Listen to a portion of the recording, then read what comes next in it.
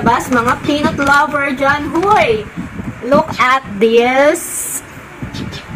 Nung nakaraan linggo, bumili ako guys ng mani.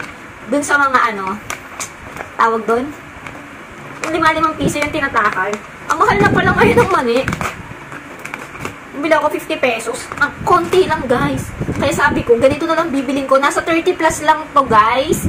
Pero, parang kasi dami na siya ng 50 pesos na binili ko ng takal-takal. Adobong mani rin naman to.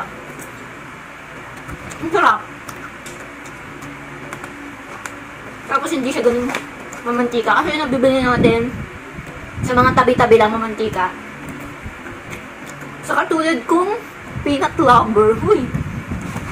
Ox na ox super mini. Masarap siya. And medyo malalaki yung butil niya.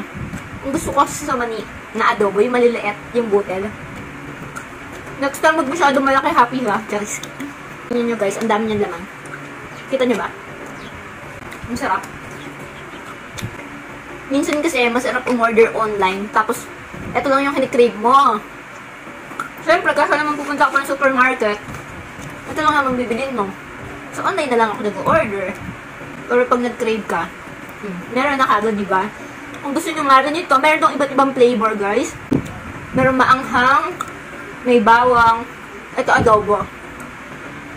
So, check nyo lang sa Yellow Basket kung ano available kasi laging nasa-sold out, lagi siyang out of stock. So, yun lang. Kung gusto nyo nga rin, lagi mo lang sa Yellow Basket ang link. Bye! Kain lang ako.